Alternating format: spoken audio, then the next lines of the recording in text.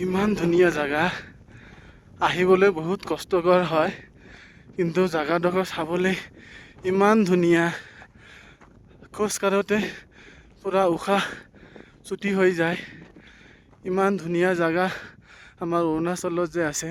মানুহে লাডাখ ফুৰিব যায়, কাশ্মীৰ ফুৰিব যায়, মানালী ফুৰিব যায়। ইয়াতে চাওক আমাৰ নৰ্থ ইষ্টৰ অৰুণাচল প্ৰদেশত কিমান ধুনীয়া জাগা।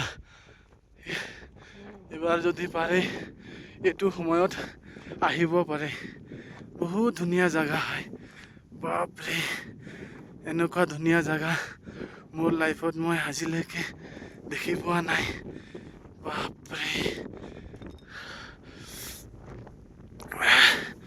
ইয়াতে মই মোৰ লগৰ ষ্টাফ এজন আৰু আমাৰ ইউনিচেফৰ ছাৰ এজনৰ লগত ইয়াতে ফুৰিব আহিছোঁ। বহুত ধুনীয়া জাগা হয়। খোজ কাঢ়োতেও কষ্ট হৈছে যদিও মানে জাগাডোখৰ চাই কিনে মোক বহুত ভাল লাগিছে। বাপৰে বাপ, এনেকুৱা জাগা লাইফত দেখিব পাম বুলি কেতিয়াও ভবা নাছিলোঁ। অৰুণাচলত ইমান দিনৰ পৰা থাকোঁ যদিও এইবোৰ জাগাত আজিলৈকে ফুৰিব পৰা নাই। ঠাণ্ডা, ইমান ঠাণ্ডা বতাহ, হাতৰ আঙুলি একদম চিকল খাই যায়।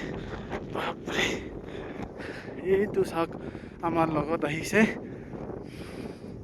সিহঁতে ইয়াৰে মানুহ। সিহঁতে মোতকৈ বহুত ষ্টেমিনা বেছি থকা, সিহঁতে বহুত স্পীডত খোজ কাঢ়িব পাৰে। বাপৰে, আজিলৈকে মই ইমান ধুনীয়া জাগা দেখি পোৱা নাই। সঁচাকৈ বহুত ভাল লাগিলে। আজি 10 বছৰ হ'ল অৰুণাচলত থকা, কিন্তু ইমান ধুনীয়া ঠাই মই এক্সপ্ল'ৰ কৰিব পৰা নাছিলোঁ।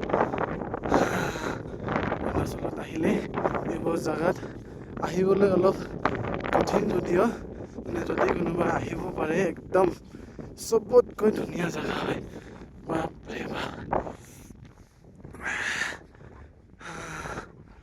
এইটো চাওক কিমান, অকল পাহাৰে পাহাৰ, না এটা গাছ আছে, একো গ্ৰীণ বস্তু দেখাই পোৱা নাই। একদম শুকান পাহাৰ, একদম ডিজাৰ্টৰ নিচিনা একদম। বাপৰে বাপ, আইয়া, ইয়াতে না নেটৱৰ্ক আছে, না মানুহ আছে। কোনোবাই যদি কিবা কাৰণত ফচি যায়, ইণ্ডিয়ান আৰ্মিৰ বাহিৰে মানে কোনো মানুহে ইয়াৰ মানুহক মানে উদ্ধাৰ কৰিব নোৱাৰিব। বাপৰে বাপ, বহুত ঠাণ্ডা হয়।